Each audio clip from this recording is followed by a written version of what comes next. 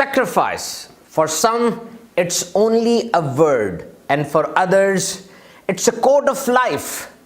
सैयदना इमाम हुसैन रदी अल्लाह ताला अन्हु की शहादत के ये पहलू ज़रा मुलाहिज़ा फरमाइए। नंबर 1, आप सफ़र में थे यानी परदेश में। नंबर 2, तन्हा शहीद नहीं हुए बल्कि साथ रफ़क़ा, अहले बैत और मुतक़िदीन की एक तादाद थी।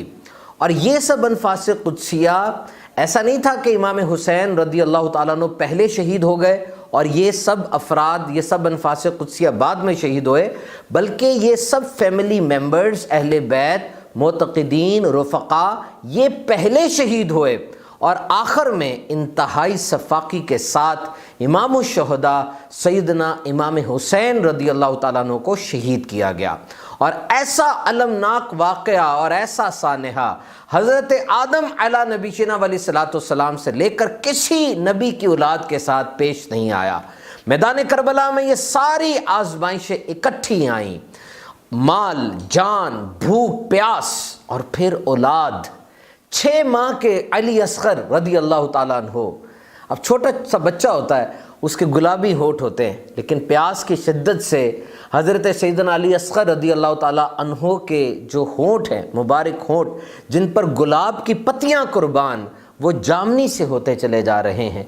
और प्यास की शिद्दत कितनी है, करबला में गुलशन रिसालत की ये सबसे नन्ही कली है। और जब इमाम हुसैन रदी अल्लाह ताला अन्हु उन्हें अपनी गोद में लेकर मैदान करबला में आते हैं और पानी के बारे में अभी बात कर रहे हैं कि हरमला बिन काहिल मरदूद ने जहर से बुझा हुआ एक तीर मारा जो कि सीधा सैयदना अली असगर रदी अल्लाह ताला अन्हु के खुश हलकूम को छींता हुआ इमाम हुसैन रदी अल्लाह ताला अन्हु के हाथ में, बाजू में खुब गया। आपने जब वो तीर निकाला, बच्चे का गरम गरम लहू बहा, आपने अपनी चुल्लू में उस खून को लिया और फलक की तरफ फेंका और यूं फरमाया, ऐ अल्लाह, जो कुछ ये कर रहे हैं उस पर मैं तुझे गवाह बनाता हूँ। और देखिए हज़रत सैयदना अली अकबर रदी अल्लाह ताला अन्हु, आपको शबीए पैगंबर, हम शक्ल पैगंबर कहा जाता था। सहाबा को जब दीदार महबूब बेताब और बेचैन करता, बड़ी बड़ी दूर से आते और हज़रत अली अकबर रदी अल्लाह ताला अन्हु के चेहरे की ज़ियारत किया करते थे। आज ये 18 साल के नौजवान जब करबला के मैदान में निकलते हैं, उमर बिन साद तारिक बिन शीत को कहता है कि जा सैयदना अली अकबर रदी अल्लाह ताला से मुकाबला कर ले, और अगर तू मुकाबला करेगा मैं तुझे मोसल की हुकूमत दे दूंगा।